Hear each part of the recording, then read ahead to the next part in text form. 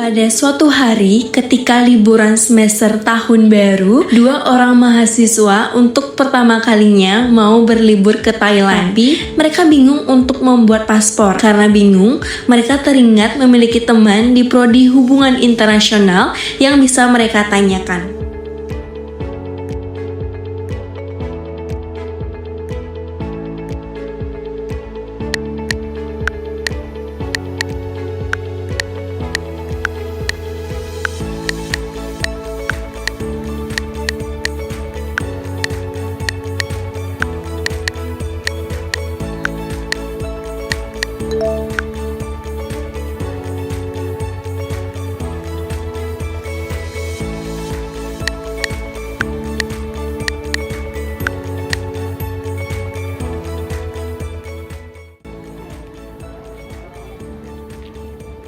Bulan!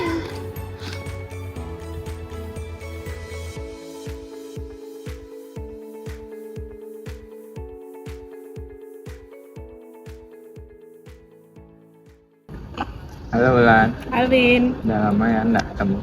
aku masih belajar UAS terus juga ngerjain project. Kalian berarti udah liburan ya? Sudah, kami rencananya mau ke Thailand sih. Oh my god. Oh ya Lan, Hah? kalau mau liburan ke luar negeri gitu berarti harus punya paspor ya? Betul banget. Nah, jadi kalian berarti mau nanya-nanya tentang ini paspor ya? Maksudnya kayak buat paspor tuh gimana dan lain-lain. Iya. Kami kebetulan belum buat paspor sih, jadi kami ingin tahu apa aja yang perlu kita persiapin. Oke, mantap. Jadi kalau mau bikin paspor itu, nanti kalian bisa daftar lewat aplikasi sebenarnya. Tapi ada beberapa dokumen yang perlu kalian siapkan. Yang pertama itu ada IKTP kalian, terus juga ada kartu keluarga, terus juga dokumen-dokumen lain yang mungkin diperlukan kayak misalnya ijazah ataupun surat baptis kayak gitu. Pokoknya intinya nama kalian, terus tempat tanggal lahir kalian, dan juga nama orang tua itu harus tercantum di dokumen-dokumen itu kayak gitu. Nah, kalau untuk warga negara Indonesia, maksudnya warga negara asing yang jadi WNI, itu nanti dia juga perlu surat pewarganegaraan Indonesia yang harus dia bawa, yang harus dia upload lah dokumennya kayak gitu. Nah, terus kalau misalnya kalian juga sempat ganti nama, itu juga kalian harus mencantumkan surat kayak keterangan ganti nama kalian itu dari instansi terkait kayak gitu sih biasanya. Lumayan banyak ya ternyata yang harus disiapin. Berarti kalau buat paspor gitu bayar juga Lan? Itu tuh bayar kalau buat paspor, jadi kayak tergantung dari layanan yang kalian pilih biasanya. Jadi ada paspor yang emang bisa jadi di satu hari itu biasanya kayak sekitar 1 juta gitu bayarnya. Terus juga ada paspor yang tergantung dia tuh non elektronik atau elektronik. Jadi misalnya paspor non elektronik yang masa berlakunya itu 5 tahun itu bayarnya sekitar 350.000. Nah, kalau paspor non elektronik yang masa berlakunya 10 tahun jadi lebih lama itu bayarnya sekitar 650.000. Sedangkan kalau paspor elektronik yang berlakunya 5 tahun itu 650.000 sama kayak yang tadi.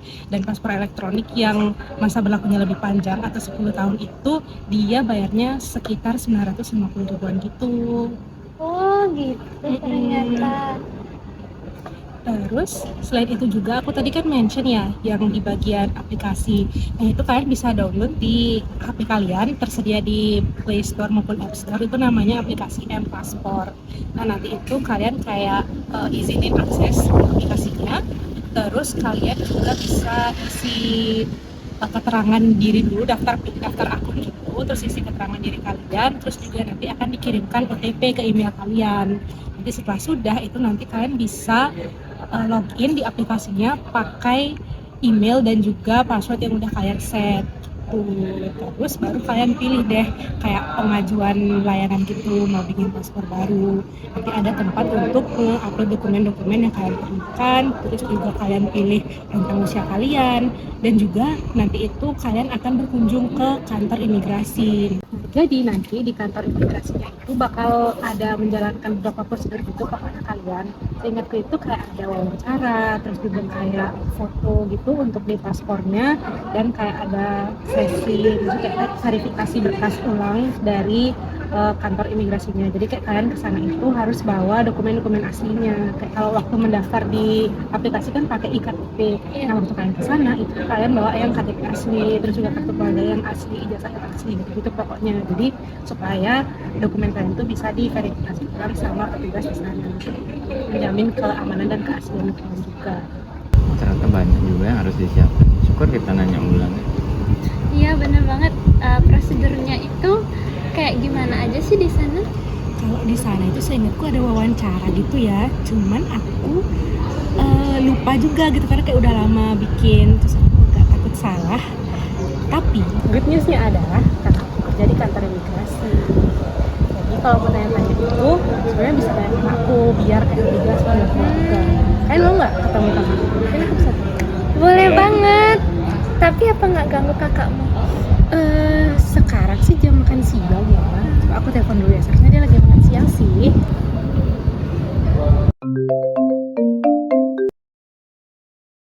Halo Mbak Sim, Halo Ulan, kenapa?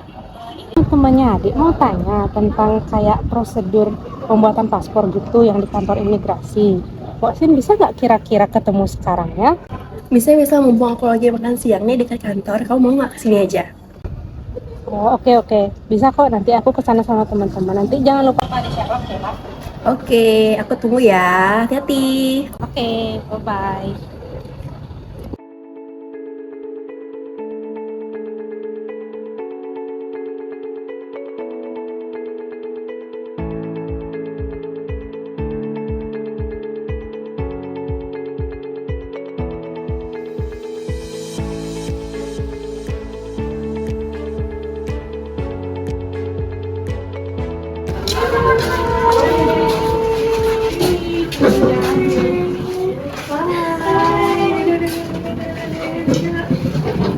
Maksudnya tadi? Enggak sih, Ya. cuman panas aja. Oke. Kenalin. Kenalin aku Cici, temannya Wulan. Oke, aku Sinta. Kenalin, saya Jabin, teman Oke. Aula. Kalian mau ke luar negeri itu ya? Ya. Iya. Gimana? Jadi gini Mbok, kita tuh rencananya mau liburan ke Thailand. Tadi Wulan juga udah ngejelasin tentang pendaftaran di paspor, lalu juga tentang berkas-berkasnya. Nah, aku tuh masih bingung Mbok, kira-kira nanti di kantor imigrasi apa aja prosesnya? Ya, jadi kayak teknis prosedurnya itu nanti gimana? Di sana ya. Ya. Oke, kalau misalkan udah daftar di paspor terus udah punya jadwal kunjungan itu, sebenarnya kalian tinggal ke sana aja, bawa berkas-berkas yang udah kalian upload di sana kayak KTP, terus ijazah, akte gitu kan. Sama kalau kalian masih mahasiswa, boleh bawa juga KTM-nya. Sama terpenting ini sih juga bukti kalian udah daftar di paspor yang isi QR code tuh loh. Iya. Itu. Tapi selain bawa yang aslinya juga bawa yang fotokopiannya gitu. Dan kalian boleh balik lagi ke rumah buat ambil, jadi langsung di fotokopi gitu ya. Itu sih, apa lagi? Itu jadinya berapa lama ya Pas? Kurang lebih tuh biasanya 4 hari kerja sih. Oh ya sama gini, waktu kalian datang ke kantor migrasi itu usahain kayak 30 menit lebih awal dari jadwal kalian gitu. Nah, nanti kalau misalkan udah sampai, kan langsung aja ke customer service-nya. Nanti bakal ada formulir yang harus kalian isi itu butuh materai juga 10.000, jadi jangan lupa bawa. Oke. Sama nanti kan juga bakal dikasih kayak nomor antrean gitu. Nanti kalian ambil terus masuk ke lobby 2 buat nunggu. Kalau misalnya udah dipanggil nih nomor kalian, baru kan masuk ke loket, namanya tuh loket foto biometrik sama wawancara. Di sana tuh udah data kalian bakal dicek biar benar, pastiin ya jangan sampai ada yang salah. Kalian biar ulang lagi atau ditolak gitu kan. Tuh. Nah, sama nanti itu bakal ada foto gitu kan. Nanti pastiin jangan pakai baju warna putih karena backgroundnya putih tuh biar kelihatan gitu kaliannya. Jadi pakailah baju warnanya kayak cerah gitu, kayak hitam boleh, merah kayak gitu. Sama kacamatanya nanti minta tolong dilepas dan jangan pakai aksesoris yang berlebihan gitu ya. Nanti wawancaranya tuh sederhana juga kok, kayak pasti ditanya kayak ngapain buat paspor, kemana gitu, sama siapa aja, terus misalnya kak nanti yang bayarin siapa kayak gitu sih. Jawab jujur aja, aku santai aja gitu. Jadi kalau kita nggak bisa datang ke sana langsung, apakah bisa diwakilin atau gimana? Bisa banget, bisa banget. Kalau misalnya kalian tuh nggak bisa di sana, bisa banget diwakilin sama anggota keluarga kalian biasanya. Cuman yang dibawa tuh ada kartu keluarga lagi, kartu keluarga. Habis itu KTP yang ngambil siapa, sama bukti pendaftaran di paspornya gitu. Tapi kalau misalnya anggota keluarga kalian juga nggak bisa nih, teman kalian mau ngambil itu bisa juga, tapi perlu surat kuasa, nanti bermaterai juga dia gitu. Jadi siapa pun boleh. Tapi kalau misalnya kalian sendiri yang ngambil, itu cukup bawa KTP sama bukti pendaftaran di paspor gitu. Iya sih. Itu bisa aja, yang penting surat-surat nanti kelengkapan berkas udah ada. Betul, ya, semua santai aja. Tuh, semangat ya nanti. Kapan rencana kalian ke kantor imigrasi? Kami rencananya besok. Besok. Sih, Mbak. Semoga kita lancar-lancar. Oke, kalau ada apa-apa kabarin ya. Makasih, Oke, Mo. iya, aku balik dulu ya, udah siang banget dan mau kerja lagi. Oke, dadah.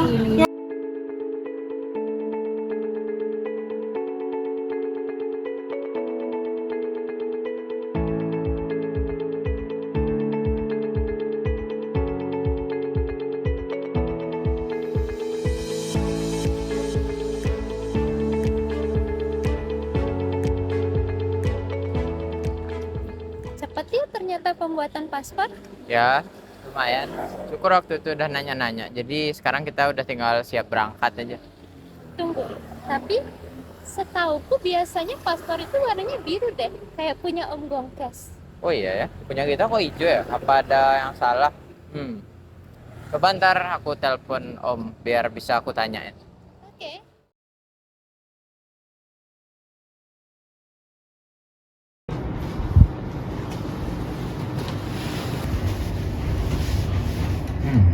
Warnanya kok gini ya? Harus tanya Om Gungkes nih.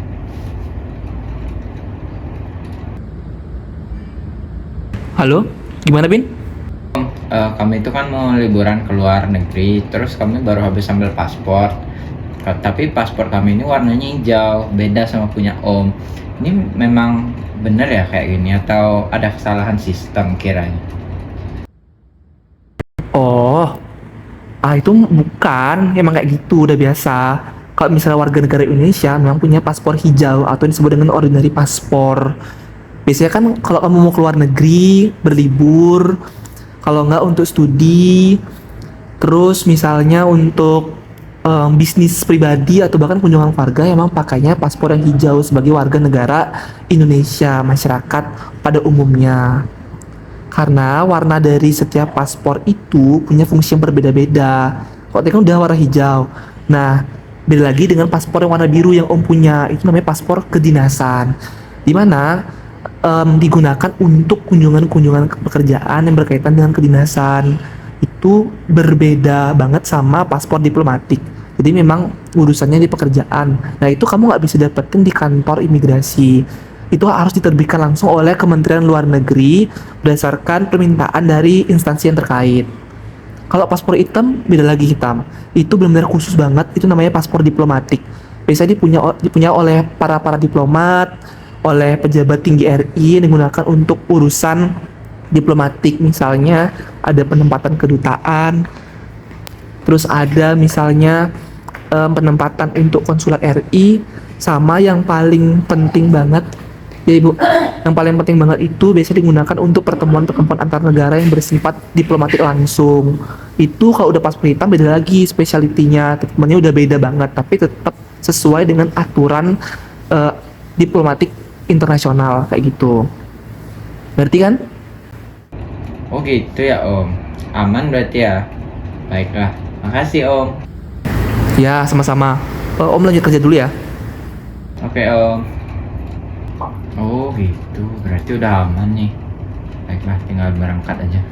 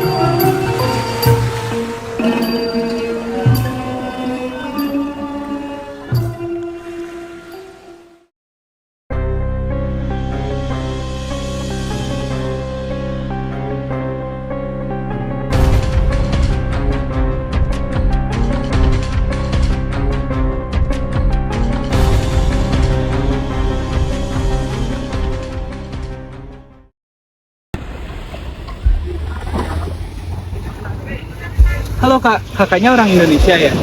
Kok tadi saya dengar kakaknya kayak panik-panik gitu. Kebetulan saya juga orang Indonesia, udah lama tinggal di sini. Kira-kira kakak butuh bantuan apa ya? Apa ya kak? Iya kak, kami orang Indonesia. Jadi tadi saat kami itu kecopetan kak. Kami bingung sekarang harus gimana. Ada tiket, tanda identitas kami semua di sana. Nah kakak coba deh cek dulu paspor kakak masih ada nggak ya? Ada Kak. Oh untung aja masih ada. Nah kakak tenang dulu. Jadi kalau ada paspor itu berarti kakak masih aman. Karena paspor ini itu kan berisi dari identitas-identitas kita. Nah jadi itu tuh juga memperlihatkan bahwa kita tuh dijamin oleh negara seperti itu. Jadi paspor ini dokumen yang sangat penting untuk kita, jadi kayak KTP-nya kita kalau di luar negeri gitu. Nah kenapa sih kakak aku aja ke kedutaan besar atau ke konsulat jenderal? Nah jadi mereka itu bisa membantu kita untuk membuat surat kehilangan dokumen perjalanan maupun kehilangan tentang benda lainnya. Terus juga mereka juga bisa membantu untuk menghubungi maskapai kalau tiket kakak juga hilang.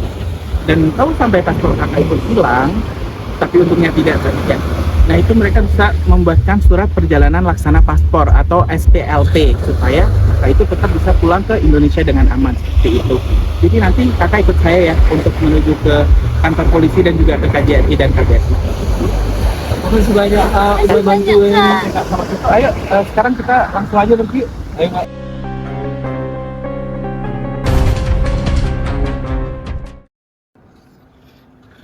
Halo Bu. Halo, Bu. Apa kabar Bu? Baik, ini baru aja kakak sepupu kalian nelpon, katanya mau ke Kamboja gitu. Tapi ibu nggak tahu deh, kayaknya nggak pakai paspor, soalnya kayak nggak ada mau ngurus paspor itu. Loh, nggak pakai paspor? Kayaknya mending jangan dikasih deh Bu. Soalnya nanti kalau kejadian gimana-gimana kan bahaya kalau nggak ada paspor. Kayak misalnya waktu itu aja Jaben waktu ke Thailand kan ada kejadian juga. Iya Bu, paspor itu banyak fungsinya. Bisa jadi bukti identitas dan penjamin perlindungan kita nanti di luar negeri. Nah, kalau ada apa-apa, negara jadi punya dasar hukum untuk menangani situasi di sana. Karena paspor itu sudah jadi bukti bahwa kita masuk ke negara itu secara sah, tanpa ada ilegal. Benar banget itu Bu. Apalagi kalau misalnya nanti kakak itu misalnya mau menetap lama, itu kan perlu paspor sebagai akses legal bahwa dia memang punya hak untuk tinggal, hak untuk bekerja. Terus kalau ada situasi darurat gimana-gimana nanti bisa tinggal ke kantor polisi atau ke rumah sakit. Nah di situasi itu kan nggak bisa pakai KTP Indonesia. Jadi paspor itu penting sebagai bukti identitasnya di sana, sebagai penjamin biar dia tetap bisa dapat pertolongan di situasi-situasi seperti itu. Oh, oke.